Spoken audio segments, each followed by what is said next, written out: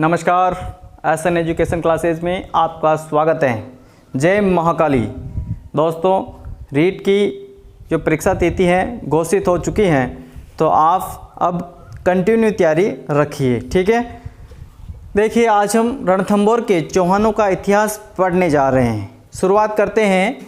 देखिए, रणथंभौर के चौहान वंश का संस्थापक, रणथंभौर के चौहान वंश का संस्थापक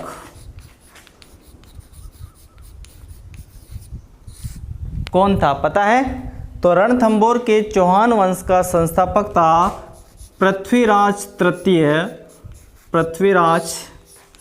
तृतीय का पुत्र गोविंदराज था।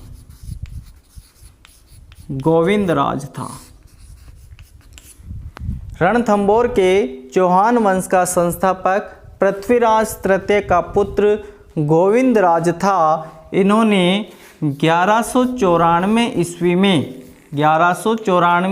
में या इसे कह सकते हैं 12वीं सदी में रणथंभौर के चौहान वंश की स्थापना की थी। रणथंभौर के चौहान वंश की स्थापना कब की गई? 1194 ईस्वी में। और किसने की? गोविंदराज ने, ठीक है। दूसरी इंपॉर्टेंट चीज़ याद रखेंगे, 1226 ईस्वी की एक घटना है। 1226 ईस्वी में रणथंभौर का शासक था। 1226 ईस्वी में रणथंभौर का शासक कौन था दोस्तों? वल्हण। कौन था? वल्हण। 1226 ईस्वी में रणथंभौर का शासक वल्हण था। और इस समय दिल्ली के गुलाम वंश का शासक, दिल्ली के गुलाम वंश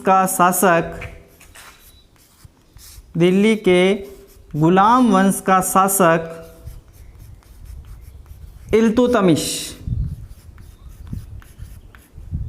इल्तुतमिश ने रणथंभौर पर आक्रमण किया। क्या किया? रणथंभौर पर आक्रमण किया। तो 1226 ईस्वी में रणथंभौर पर आक्रमण करने वाला शासक कौन था? इल्तुतमिश। और जब आक्रमण किया गया तब रणथंभौर का शासक कौन था? वल्हण, ठीक है। तो 1226 ईस्वी में रणथंभौर का शासक वल्हण था। और इस समय दिल्ली के गुलाम वंश का शासक इल्तुतमिश ने रणथंभौर पर आक्रमण किया और रणथंभौर दुर्ग पर अधिकार जमा लिया। रणथंभौर दुर्ग पर क्या कर लिया? अधिकार जमा लिया। किस पे जमा लिया? रणथंभौर दुर्ग पर अधिकार जमा लिया। किसने जमा लिया? इल्तुतमिश ने, ठीक है। इसके बाद 1236 ईस्वी में इल्तुतमिश की मृत्यु हो गई। 1236 ईस्वी में इल्तुतमिश की क्या हो गई? मृत्यु हो गई। जब 1236 ईस्वी में इल्तुतमिश की मृत्यु हो गई तब रणथंभौर का शासक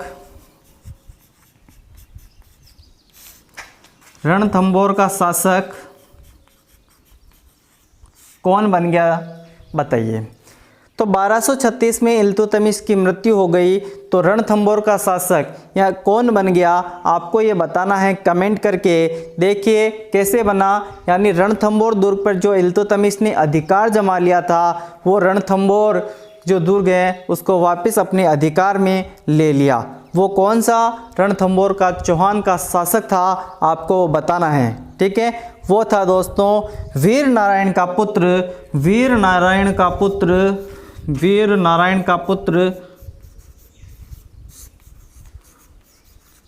वाग्भट। वीर नारायण का पुत्र कौन था? वाग्भट। इसने रणथंभौर पर वापस अधिकार कर लिया। कब किया? 1236 ईस्वी में। जब इल्तुतमिश की मृत्यु हो गई तब वीर नारायण का पुत्र वाग्भट इसने क्या किया? रणथंभौर पर वापस अधिकार कर लिया।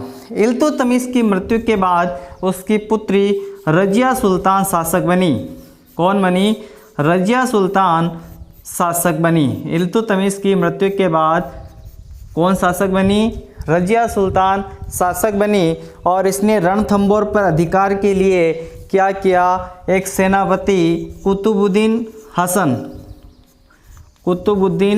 हसन उसको रणथंभौर में भेजा।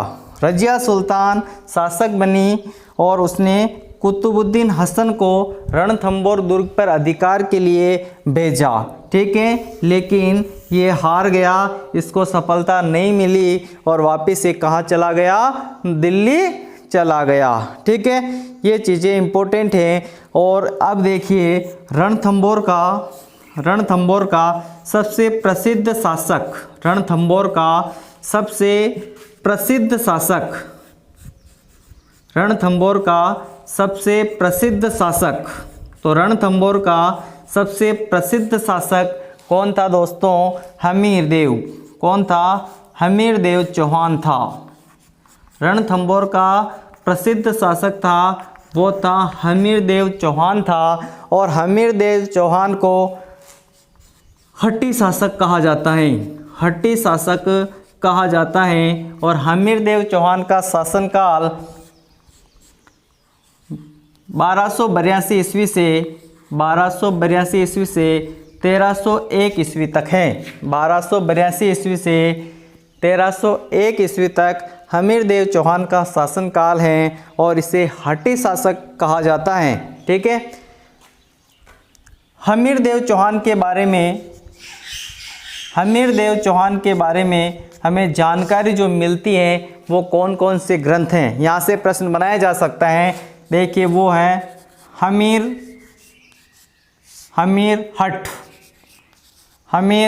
हट। इसके लेखक कौन हैं? हमीर हट के लेखक हैं चंद्रशेखर। कौन है दोस्तों? चंद्रशेखर। प्रश्न बनाए जा सकते हैं कि हमीर हट के लेखक कौन है? तो हमीर हट के लेखक चंद्रशेखर हैं। और हमीर महाकाव्य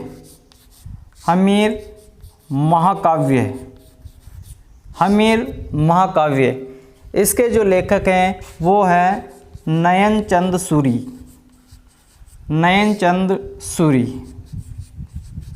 ठीक है, तीसरा जो ग्रंथ है उसका नाम याद रखेंगे सुरजन चरित्र।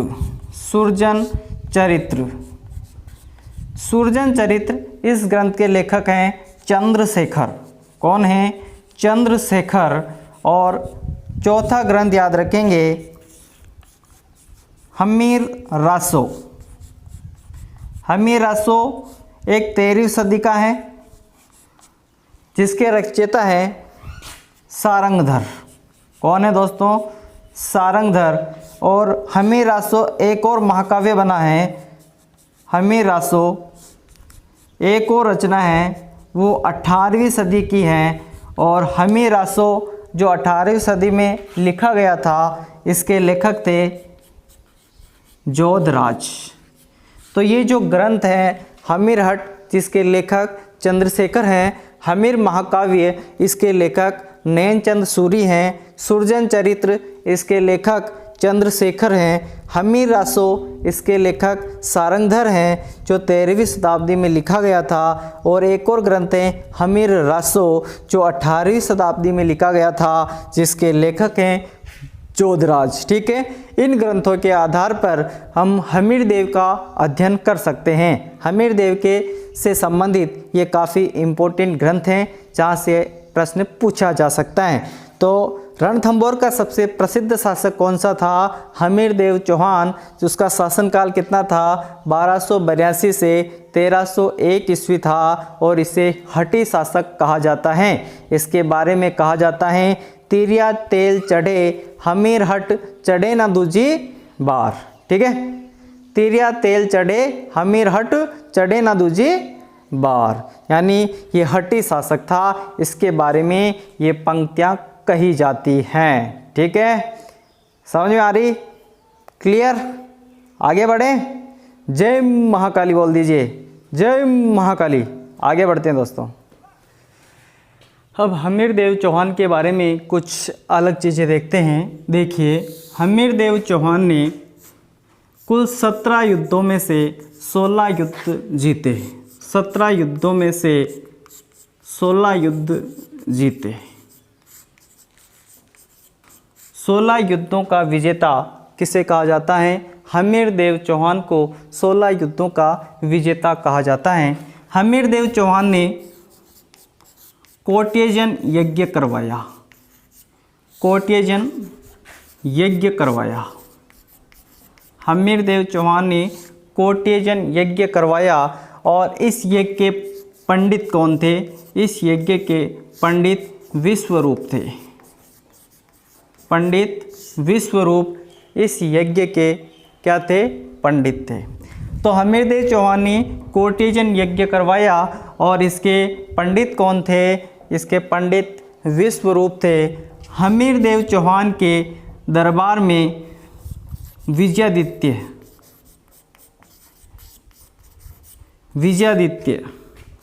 दरबारी कवि रहता था।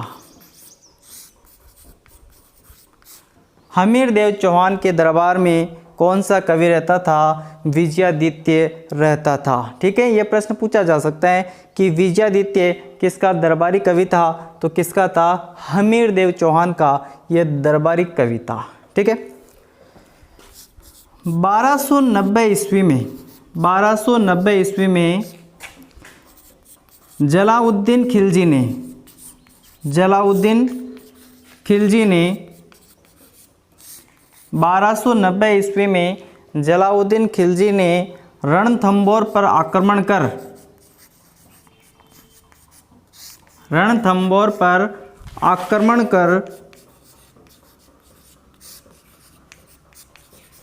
जाइन दुर्ग पर अधिकार प्राप्त कर लिया। जाइन दुर्ग पर अधिकार प्राप्त कर लिया। किसने प्राप्त किया? जलाउद्दीन खिलजी ने रणथंभौर पर आक्रमण कर जाइन दुर्ग पर अधिकार प्राप्त कर लिया। लेकिन जलाउद्दीन खिलजी को रणथंभौर दुर्ग पर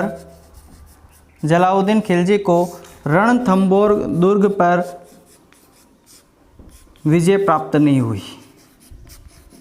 रणथंभौर दुर्ग पर विजय प्राप्त नहीं हुई। जलाउद्दीन खिलजी ने 1291 और 1292 ईस्वी में लगातार 2 युद्ध किए।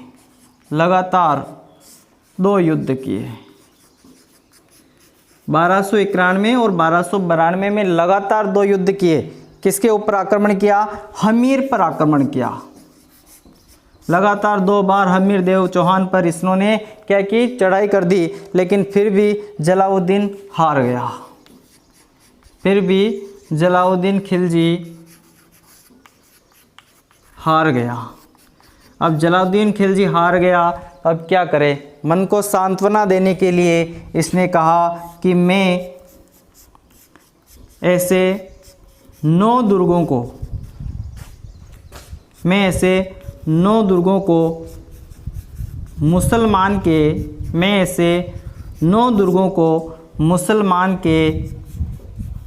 एक बाल के बराबर मुसलमान के एक बाल के बराबर भी नहीं मानता। मैं ऐसे 9 दुर्गों को मुसलमानों के एक बाल के बराबर भी नहीं मानता। ये किसने कहा? ये जलाउद्दीन खिलजी ने कहा। किसने कहा? जलाउद्दीन खिलजी ने कहा। किस लिए के लिए कहा? रणथंभौर दुर्ग के लिए कहा। जब रणथंभौर दुर्ग जीत नहीं पाया तो इसने क्या कहा? मैं ऐसे 9 दुर्गों को मुसलमान के एक बाल के बराबर भी नहीं समझता हूँ। ये जलाउद्दीन खिलजी ने जाते जाते कह दिया, क्योंकि जीत तो पाया नहीं हो। ठीक है, तो ये चीज़ें आपको याद रखनी है। अब बात आती है 1296 ईस्वी की। 1296 ईस्वी में क्या होता है? जलालुद्दीन खिलजी की हत्या कर दी जाती है। जलालुद्दीन खिलजी की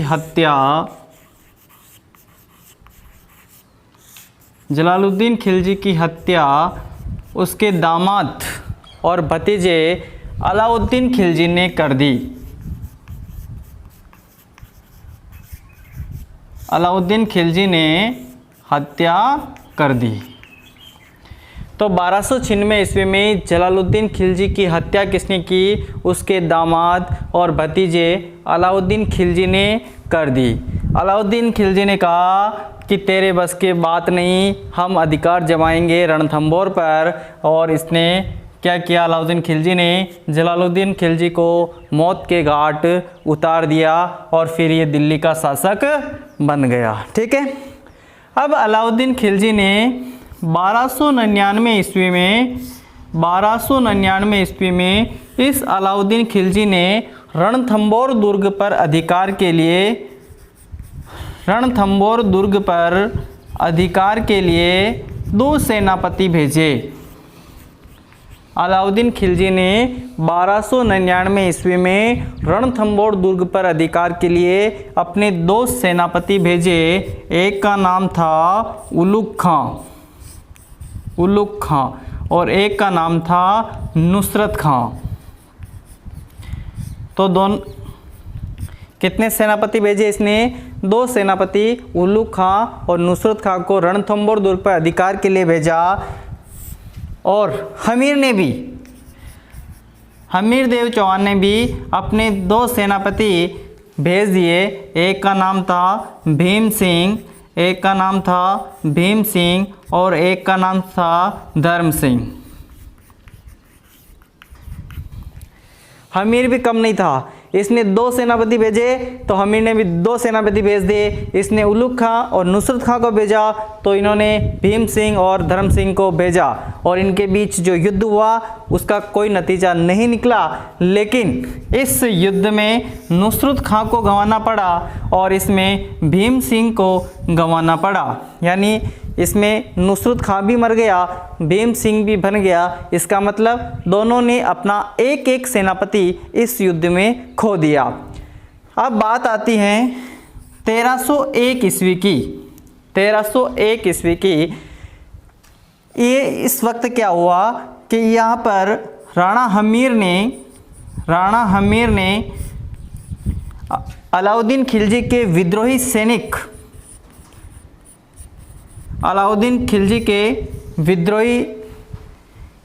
मोहम्मद शाह को शरण दे रखी थी।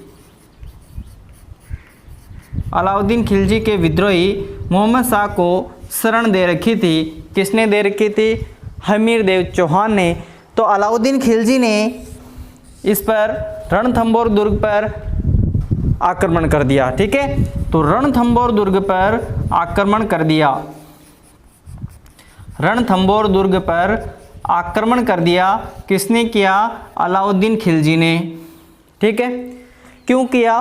क्योंकि राणा हमीर ने अलाउद्दीन खिलजी के विद्रोही मोहम्मद शाह को शरण दे रखी थी। इसलिए 1301 ईस्वी में अलाउद्दीन खिलजी ने रणथंभौर दुर्ग पर क्या कर दिया? आक्रमण कर दिया।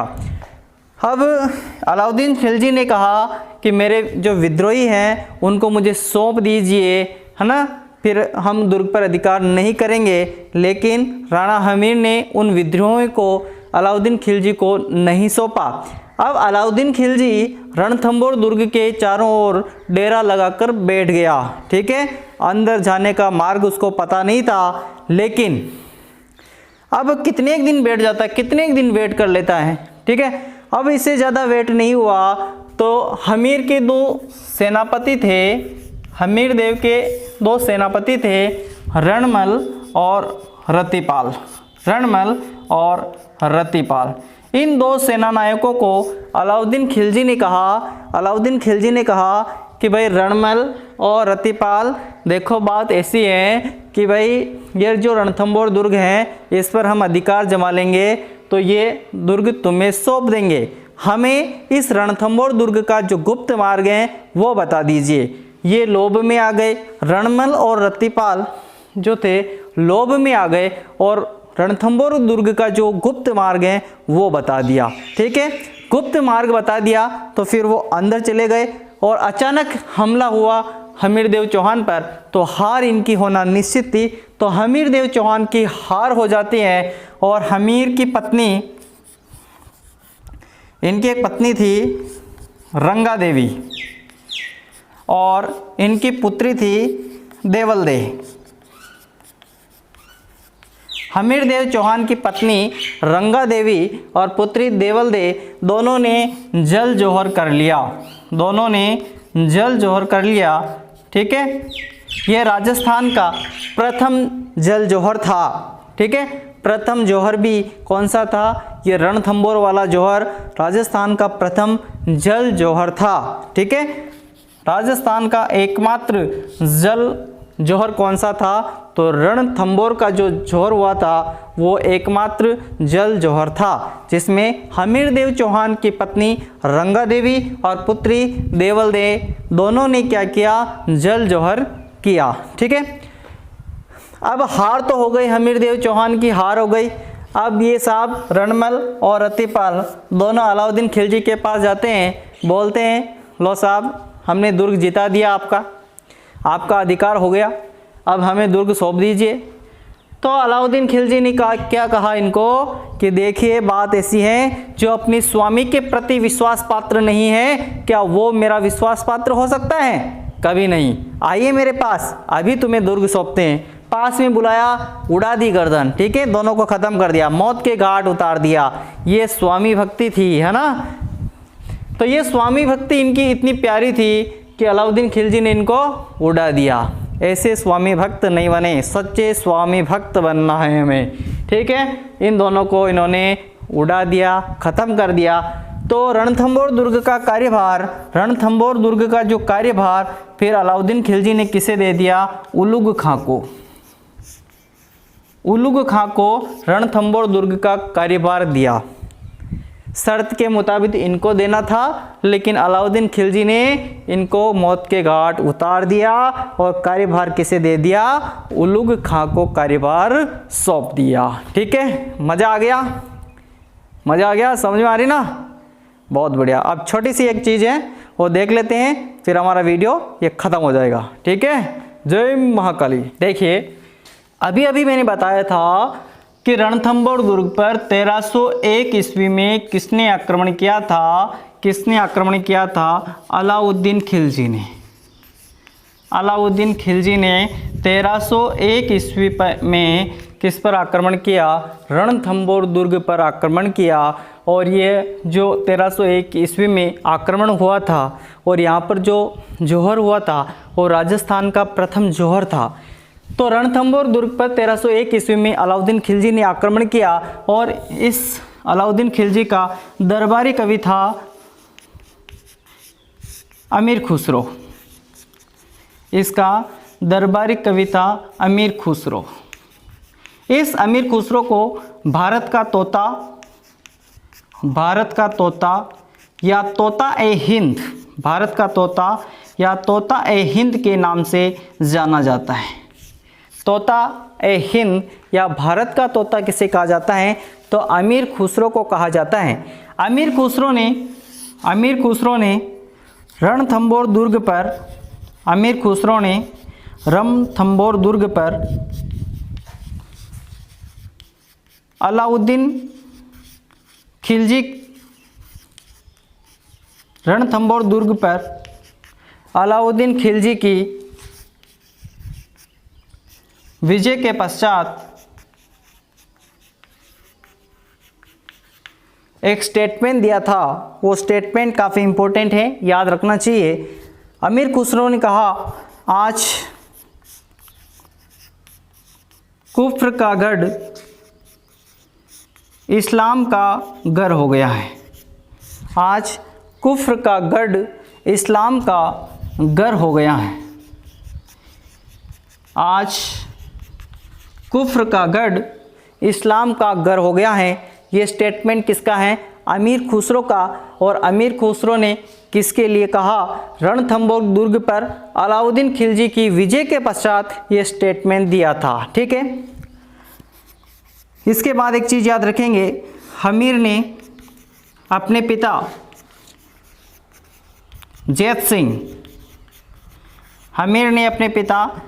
सिंह की याद में रणथंभौर में 32 खंभों की छतरी बनाई। 32 खंभों की छतरी बनाई, ये भी इम्पोर्टेंट प्रश्न है। 32 खंभों की छतरी कहाँ है? तो 32 खंभों की छतरी कहाँ पर है? रणथंभौर में। ठीक है, याद हो जाएगी ना। और हमीर, ये जो हमीर था इसका जो ग्रंथ था वो ग्रंथ था श्रृंगार हार। श्रृंगार हार, ये हमीर का एक ग्रंथ था श्रृंगार हार। ठीक है, तो ये चीज़ें इम्पोर्टेंट है, आपको याद रखनी चाहिए, परीक्षा की दृष्टि से काफ़ी महत्वपूर्ण है और एग्ज़ाम में पूछी जा सकती है। ठीक है, वीडियो कैसा लगा? अच्छा लगा लाइक शेयर सब्सक्राइब सब कर दीजिए। ठीक है, ऐसे ही शानदार वीडियो आपको मिलते रहेंगे। ठीक है, जय महाकाली, धन्यवाद।